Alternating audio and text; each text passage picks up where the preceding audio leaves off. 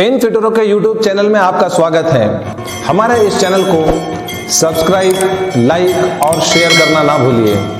आज के इस वीडियो में हम चर्चा कर रहे हैं किस प्रकार प्रभु श्री राम के परम भक्त हनुमान जी ने विश्व को स्वॉट एनालिसिस का पाठ पढ़ाया। SWOT, स्वॉट एनालिसिस, स्ट्रेटेजिक मैनेजमेंट और मैनेजमेंट प्लानिंग में ये सबसे महत्वपूर्ण टर्मिनोलॉजी है। आज का जो वर्तमान मैनेजमेंट के सिद्धांत है उसमें स्वॉट एनालिसिस का बहुत ऊंचा स्थान दिया जाता है और मैनेजमेंट के छात्रों को इसे पढ़ाया जाता है। बिजनेस ऑर्गेनाइजेशंस को प्लानिंग करने के लिए स्वॉट एनालिसिस को यूज करना पड़ता है। परंतु क्या आप जानते हैं कि विश्व को सबसे पहला स्वॉट एनालिसिस का पाठ पढ़ाने वाले थे हमारे परम पूज्य हनुमान जी। तो आइए देखते हैं कैसे हनुमान जी ने दुनिया को प्रबंधन के सिद्धांतों को सिखाया। हमारे इस वीडियो को आप अंत तक देखिए, आपको बहुत ही रोचक जानकारी प्राप्त होगी कि कैसे हमारे प्राचीन धर्म ग्रंथ, कैसे सनातन धर्म के जो हमारे सिद्धांत हैं वो आज के मैनेजमेंट पे कैसे एप्लीकेबल होते हैं। प्रभु श्री राम जब माता सीता को वन वन ढूंढ रहे थे, भटक रहे थे, उस समय उन्होंने माता सीता को भेजने के लिए जामवन जी, नल, नील और हनुमान जी जैसे कुशाग्र बुद्धि वाले अपने सहयोगियों को भेजा कि आप ढूंढ के लाइए उन्हें, माता सीता कहाँ है। काफी यत्न करने के बाद में भी जब माता सीता को नहीं ढूंढ पाए, तब जामवन जी ने हनुमान जी को कहा कि आप में वो असीम शक्ति है कि आप इस समुद्र को पार करके जाइए और माता सीता को ढूंढ के लाइए। हनुमान जी को अपनी शक्ति का एहसास हुआ, वो जागृत हुए और वो माता सीता को ढूंढने के लिए जाने के लिए तैयार हुए। तब उन्होंने जामवन जी से पूछा कि मैं क्या करूं। तब जामवन जी ने कहा कि एतना करहु तात तुम जाई, सीत ही देखी कहूं सुधि आई, तब निज भुज बल रजनी व नैना, कौतुक लाग संग कपि सेना। उन्होंने कहा कि हे हनुमान जी, हे तात, आप तो मात्र जाइए और माता सीता जी को देखिए और उनकी सुधि लेके आइए। मतलब वहां पर जाना है आपको, शत्रु के प्रदेश में। वहां पर जाकर आपको एनालिसिस करना है सब। आपको ये देखना है कि माता सीता किस प्रकार है और शत्रु ने उन्हें किस प्रकार से रख रखा है, वो किस परिस्थिति में, मतलब सिचुएशनल एनालिसिस आपको करके आना है। वो करके जब आप आएंगे तो पूरी की पूरी इंफॉर्मेशन जो है आप वो प्रभु श्री राम को दीजिए। तो जो ये राजीव नयन जो प्रभु श्री राम है, कमल नयन श्री राम है, वो दिखने में कमल नयन है, परंतु वो अपने दो भुजाओं के बल पर ही जाकर उस महापापी रावण का संहार कर सकते हैं और राक्षसों का संहार करके माता सीता को ले आएंगे। और वानरों की सेना को तो केवल कौतुक के लिए, यानी मजे के लिए, मजा करने के लिए लेके जाएंगे, अन्यथा वे स्वयं अकेले ही उस पापी रावण का संहार कर सकते हैं। तो ये किष्किंधा कांड में जो ये हमें पढ़ने को मिलता है, ये बड़ा ही महत्वपूर्ण है। वास्तव में हनुमान जी को स्वॉट एनालिसिस के लिए भेजा गया था कि आप वहां जाइए, वहां की सिचुएशन की एनालिसिस कीजिए कि मेरा जो विरोधी है, हमारा जो शत्रु है, उसके पास में सामर्थ्य कितना है, और उसका पूरा एनालिसिस करके जब फीडबैक हमारे पास में आएगा तब हम अटैक करके उस रावण को खत्म कर पाएंगे। तो ये बड़ा ही महत्वपूर्ण है आज के मैनेजमेंट में भी। आज का जो मैनेजमेंट है हम लोग करते हैं, आज के कॉम्पिटिटिव युग में, आज के गला काट प्रतिस्पर्धा के युग में, चाहे छोटा व्यवसाय हो या बड़ा व्यवसाय, हमें इस स्वॉट एनालिसिस को करना पड़ता है। तो स्वॉट एनालिसिस है क्या? SWOT एनालिसिस है क्या?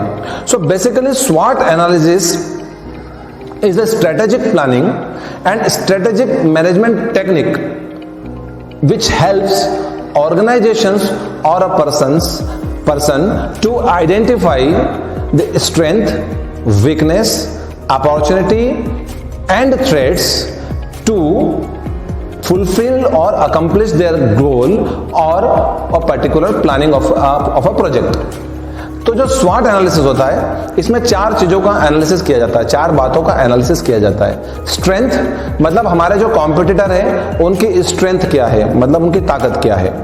यही काम प्रभु हनुमान जी ने भी किया। वो जाकर ये देखना चाहते थे कि महादुष्ट रावण की स्ट्रेंथ क्या है, ताकत क्या है, उसके ज्योग्राफिकल लोकेशन क्या है, उसके पास में क्या क्या असला साधन अवेलेबल है जिससे हमें लड़ना है, किस परिस्थिति में उसने माता सीता को रख रखा है। वीकनेस में यह देखा जाता है हमारी वीकनेस क्या है, हमारे हमारी वीकनेस क्या है, कमजोरियां कहां है, कहां पे हम कमजोर पड़ सकते हैं। जब हम उस दुष्ट रावण से लड़ेंगे तो उसके पास में ऐसा क्या है जिसमें हम कम पड़ जाएंगे। हमारी वीकनेस का एनालिसिस क्या है, वो वहीं जाके हो सकता था। अपॉर्चुनिटीज में वो प्रभु हनुमान जी ये देखना चाहते थे कि वहां पर ऐसे क्या क्या साधन अवेलेबल हैं जिनको हम उपयोग कर पाएंगे, वहां पे ऐसे कौन कौन से लोग हैं जो हमारी मदद कर पाएंगे, और वहां के ऐसे कौन कौन से परिस्थितियां हैं जो हमारी मदद कर पाएगी। उसको कहा जाता है अपॉर्चुनिटी।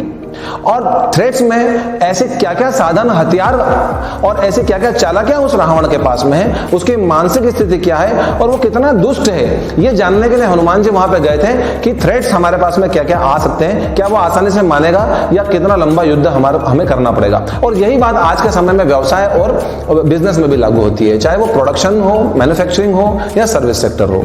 हमें यह देखना पड़ता है कि हमारी strength, weakness, opportunities and threats क्या है। इसमें जो शुरू के जो दो फैक्टर्स हैं, स्ट्रेंथ एंड वीकनेस, इसको कहा जाता है these are the internal factors. ये आंतरिक फैक्टर्स होते हैं। ये हमारी स्ट्रेंथ क्या है और हमारे वीकनेस क्या है। दो जो सेकंड लास्ट दो फैक्टर्स हैं वो होते हैं अपॉर्चुनिटीज एंड थ्रेट्स। ये एक्सटर्नल एनवायरनमेंट को इंडिकेट करते हैं कि हमें किन किन बाहरी एनवायरनमेंट से डील करना पड़ेगा हमारे बिजनेस में। तो पॉइंट वाइज अगर हम देखें तो स्ट्रेंथ में क्या क्या चीजें कवर होती है, मैनेजमेंट के पर्सपेक्टिव से और स्ट्रेटेजिक मैनेजमेंट के पर्सपेक्टिव से स्ट्रेंथ में यह देखा जाता है कि what is our competitive advantage, हम कहां पर हमारे कॉम्पिटिटर से ऊपर हैं। सेकंड नंबर पे यह देखा जाता है कि what resources do we have, हमारे पास में कौन कौन से रिसोर्सेज या साधन अवेलेबल है। What products are performing well, हमारे कौन कौन से प्रोडक्ट परफॉर्म कर रहे हैं। सबसे पहले अगर हमें कोई नया प्रोजेक्ट डालना है या हमें हमारे स्ट्रेटेजिक प्लानिंग करनी है तो हमें सबसे पहले अपनी स्ट्रेंथ का एनालिसिस करना पड़ता है, हमारे पास क्या है।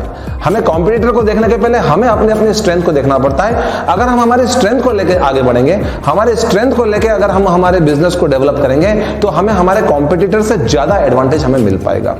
फिर हमें यह देखना है कि हमारी वीकनेस क्या है। तो वीकनेस में कवर होता है कि वेयर कैन वी इंप्रूव, हमें कहां पर हम इंप्रूवमेंट की जरूरत है, कहां हम कमजोर पड़ रहे हैं, जहां पे हम अपने आप को इंप्रूव कर सकते हैं।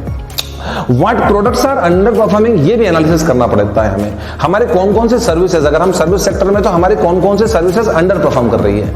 यदि हम प्रोडक्शन लाइन में तो हमारे कौन कौन से प्रोडक्ट अंडर परफॉर्म कर रहे हैं। ये वीकनेस का भी हमें एनालिसिस करना पड़ता है। और what are we lacking resources, अगर हमारे पास में कुछ रिसोर्सेज की कमी है तो हमें वो भी एनालिसिस करना पड़ेगा कि क्या हमारे पास में कुछ साधनों की कमी है, क्या हमारे संसाधन कम पड़ रहे हैं। यदि उन संसाधन हमें कम पड़ रहे हैं तो हमें उन संसाधनों को कहीं से इकट्ठा करके लाना पड़ेगा या उस रिसोर्सेज को कलेक्ट करना पड़ेगा। तो स्ट्रेंथ और वीकनेस का टेस्ट पहले हम स्वयं पे करें, उसके बाद ही हम किसी प्रोजेक्ट प्लानिंग पे जाएं या स्ट्रेटेजिक मैनेजमेंट के किसी डिसीजन को लेने पे जाएं। स्ट्रेंथ और वीकनेस का जब आपने टेस्ट कर लिया तब आपको ये देखना है एक्सटर्नल एनवायरनमेंट में आपके पास में अपॉर्चुनिटीज क्या क्या अवेलेबल है, यानी आपके पास में वो क्या क्या अवेलेबल है जो आपके कॉम्पिटिटर्स के पास में अवेलेबल नहीं है। तो अपॉर्चुनिटीज में आता है कि what new technologies we can use, क्या हम पुरानी टेक्नोलॉजी पर काम कर रहे हैं। मार्केट में अगर नई टेक्नोलॉजी आ गई तो कहीं ऐसा तो नहीं हम नई टेक्नोलॉजी को मिस कर रहे हैं। क्या हम नई टेक्नोलॉजी को यूज करके का उपयोग करके हम हमारे प्रोडक्ट और सर्विसेज को क्या हम और फ्रूटफुल और कॉम्पिटिटिव और प्रॉफिटेबल बना सकते हैं। ये अपॉर्चुनिटी का हमें एनालिसिस करना पड़ेगा। Can we expand our operations, क्या हम हमारे ऑपरेशंस को एक्सपांड कर सकते हैं, क्या ज्योग्राफिकली एक्सपांड कर सकते हैं या कस्टमर बेस को बढ़ा सकते हैं या ब्रांचेस बढ़ाना है। हमें इस अपॉर्चुनिटी का भी एनालिसिस करना पड़ेगा। And what new strategies can be test, क्या हमारी एग्जिस्टिंग स्ट्रेटेजी इनफ है, क्या मार्केट में कॉम्पिटिटर्स कुछ एक्स्ट्रा स्ट्रेटेजीज एडॉप्ट कर रहे हैं, क्या नई स्ट्रेटेजीज एडॉप्ट कर रहे हैं। तो हमें वो एनालिसिस भी करना पड़ेगा इस पूरे स्वॉट एनालिसिस में हमारे बिजनेस को डेवलप करने में। तो नई स्ट्रेटेजीज को भी कभी कभी हमें उपयोग करना पड़ता है, पुरानी स्ट्रेटेजीज अगर हमारी काम नहीं कर रही है। फिर हमें एक्सटर्नल एनवायरनमेंट में चौथे नंबर पे स्वॉट एनालिसिस में देखना पड़ता है कि हमारे थ्रेट्स क्या क्या हैं। थ्रेट्स में व्हाट रेगुलेशंस आर चेंजिंग, आपने देखा होगा कि हमें प्रतिदिन नए रूल्स एंड रेगुलेशंस चेंज हो रहे हैं, पॉलिटिकल सिचुएशंस चेंज हो रही है, इकोनॉमिक कंडीशंस चेंज होती जाती है। तो क्या ऐसी नई सिचुएशंस अराइज हो गई है, क्या नए नए ऐसे रेगुलेशंस आ गए जो हमारे बिजनेस को अफेक्ट कर रहे हैं, उसका हमें पूरा एनालिसिस करना पड़ता है। किसी भी प्रोडक्ट को हमें किसी भी स्ट्रेटेजिक प्लानिंग को इंप्लीमेंट करने के बाद पहले what are the competitors doing, ये एक बहुत महत्वपूर्ण चीज है। केवल यही ना देखें कि हम क्या है, हमारे क्या अपॉर्चुनिटीज है, हमारे पास में क्या क्या वीकनेस और स्ट्रेंथ्स हैं। हमें यह भी देखना है कि हमारे कॉम्पिटिटर्स क्या कर रहे हैं, वो किस प्रकार के नए नए स्ट्रेटेजीज लेके आ रहे हैं, क्या वो ऐसा कोई नया प्रोडक्ट या सर्विसेज लेके आ रहे हैं जिसको डेवलप करने में हमें बड़ा लंबा समय लग जाएगा।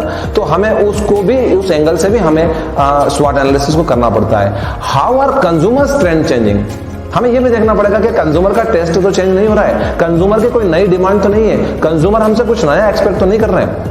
यदि हमने इन चारों चीजों को टेस्ट किया तो यकीन मानिए कि आपका मैनेजमेंट का जो डिसीजन है या आपकी स्ट्रेटेजिक प्लानिंग है वो सफल होगी। और यही काम प्रभु श्री राम ने हनुमान जी के द्वारा करवाया था कि उन्होंने स्ट्रेंथ भी चेक करी लंका में जाकर, वीकनेस को भी चेक किया, अपने स्ट्रेंथ एंड वीकनेस कहां पर उसकी तुलना करने के लिए उनका लंका जाना बहुत जरूरी था। उसके बाद में उन्होंने ये भी देखा कि हमारे पास में क्या क्या अपॉर्चुनिटीज अवेलेबल है, यानी हमारे पास क्या हथियार है, हम कैसे वहां पहुंच सकते हैं, हम कैसे उन लोगों से लड़ेंगे, और रावण कितनी तैयारी के साथ में बैठा हुआ है वो तैयारी भी उनको देखना थी।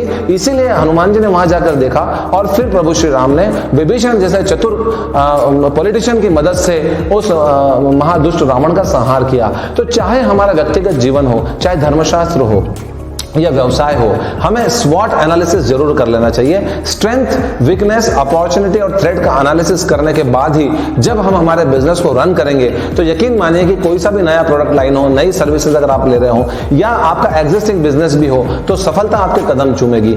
इसलिए यह कहा गया है कि दुनिया के सबसे पहले मैनेजमेंट गुरु जो थे वो प्रभु श्री राम थे, और रामायण ने हमें पूरे मैनेजमेंट के सिद्धांत को सिखाए हैं। कैसे रामायण ने मैनेजमेंट के सिद्धांतों को सिखाया है ये हम हमारे आने वाले किसी वीडियो में आपके साथ में जरूर चर्चा करेंगे। आप हमारे YouTube चैनल के साथ में बने रहिए। हमारे इस चैनल को लाइक, सब्सक्राइब और शेयर करना ना भूलें। धन्यवाद।